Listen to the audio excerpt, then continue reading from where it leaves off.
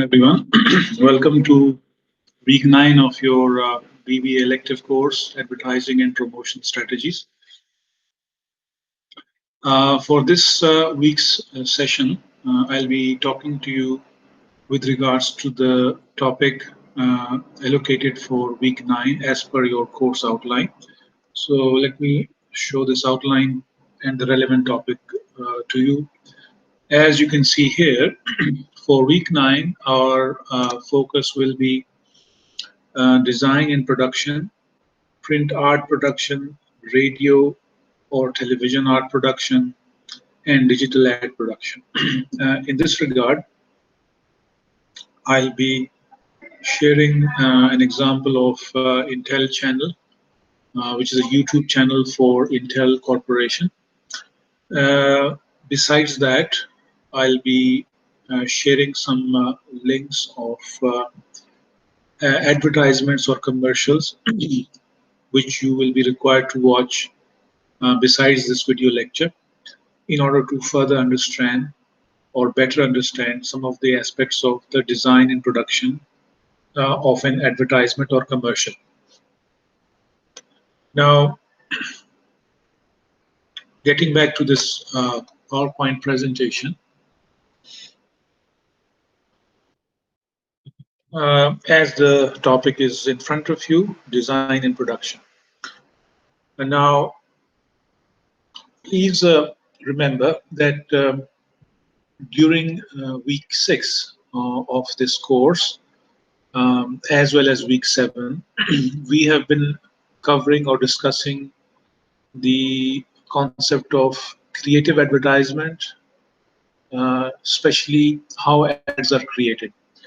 Now, if you recall or get back to some of your online lectures that I've delivered, there are 3 major steps that I've been talking about with regards to how ads are created.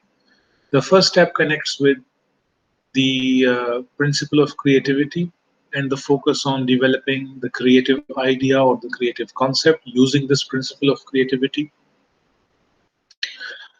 which is then used to develop copy, or the process of copywriting is carried out using this whole idea of creative idea or creative concept. So copywriting is all the text and the words which are spoken in an ad or which are shown in front of you if it is a print ad, or these are the words or text which is visible in front of your screen or on your screen. If you're watching a digital advertisement on a website or a social media page, a television program, anywhere, or even radio. So whatever you hear, whatever you see, all the texts, all the words, that is called copy, and the process is called copywriting. So this was discussed during week 8. Now, one important aspect which needs to be highlighted is when a copy is prepared, as you can see in front of you, a sample. One important concern for a copywriter is that he is providing support or help to the creative director in terms of the overall project concerning the production of the ad, how the ad is produced, because ultimately the agency or the organization or that advertising agency which is producing this commercial is doing so for a sponsor or a company, which is the client in this case. So when a copywriter is preparing this copy, it is not merely focusing on what different people might be saying or the dialogue of different people. For example, if it's a commercial or ad which involves actors performing different roles. So a copy is not merely talking about or focusing on their conversation or dialogue, but rather it is providing all other bits and pieces of information to help the creative director visualize or conceptualize the whole advertisement. As a result, last week when I showed this example to you, Uh, this is a copy of a radio ad. The client's name is given, the ad agency's name is given, a couple of other pieces of information are provided, the dialogue, the actors, all this information is provided, the name of the campaign or advertisement campaign is provided, the location or the scene setting where this commercial is supposed to be shown, or what kind of scenario or location is presented in this commercial. All such information is also provided by the copywriter. So once this copy is ready, uh, with all the details, and of course during this process the creative director is in the lead, and he or she is the ultimate person in terms of the final decision regarding the final shape or the final format of the copy. Once this copy is finalized, we then move into the third phase or third step regarding ad design and production, or preparing an ad, which is called the design and production phase. So again, the first step is the focus on creative idea and creative concept, using the principle of creativity. From there, the next step is copywriting, and from there, the third and final step is design and production, which is our focus for week 9. So when it comes to design and production, and as the topic suggests, I'm going to be focusing on three major dimensions. One is the design and production for print or printed advertisements. Second is the design and production for radio uh, ads or ads which we hear through the medium that is radio. And the third will be the discussion regarding television and digital or online advertisements. Now, please note that as far as the digital advertisements are concerned, uh, we have allocated more time to this topic for week 11 of your course. And if you check your course outline, you will find that some of the relevant ideas or concepts regarding digital advertisements will be given greater attention during week 11. So during this week, week 9, I'll be focusing not as much in detail on digital advertisement, but I will be sharing some of the fundamental aspects with regards to digital advertisements, which are quite similar to how television ads are produced. I'm just talking about the design and production dimension. Of course, there are many other technical differences between how a digital ad looks like or how it is supposed to be compared to a television ad. Okay, so now focusing on the print advertisements. If you recall week 8's talk, where I was talking about print ads and creating copy for a print ad, this connects with the relevant chapter of your course book also. I mentioned that there are certain tools for designing a print ad, and I explained to you last week that these tools are the display copy, the body copy, and the visual or image, visuals or images. As far as the display and body copy are concerned, these are text or words, and they are combined with, or they can be combined with, a visual or more than one visual or image to then present a coherent message or a comprehensive or understandable message to the target audience. Now, when it comes to designing a print ad, the job or the task shifts to the art team or art director. If you look at the advertising agency's structure connected with our week 2 or week 3 that we covered in the classroom at IM Sciences, you might recall that besides the creative director who heads the overall uh, project regarding the execution of the ad design and production, He is supported by a number of team members. Some of the major ones include the copywriter or copywriters, which means more than one. And second, very important group, or one person or more than one person, is the art team or art uh, directors or art uh, producers or art related technical experts. These people have expertise in computers, or they can have expertise in different kinds of programs or computer programs. They might be specialists in terms of special effects. They might be specialists in terms of photography, different roles. So if you watch any movie, any drama, at the end, when you are looking at the list of people who have been part of that production, so obviously you will come across many different designations or positions, not just merely the director of the movie, but more importantly, other team members. And some of these team members include those responsible for photography, responsible for location identification, casting, special effects, graphics, yeah, and lighting, and so on and so forth. So all these aspects are under the design and production phase. As far as print ads are concerned, the main person who is responsible for designing and production is, you can say, is the graphics designer who specializes in producing printed ads.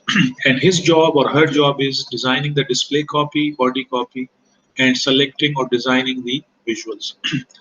Now, when it comes to design, this requires a fundamental understanding on the part of the art team or art director or graphics designer.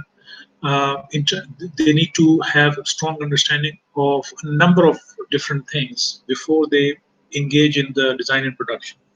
Three very important aspects that they need to understand or they need to have strong command over.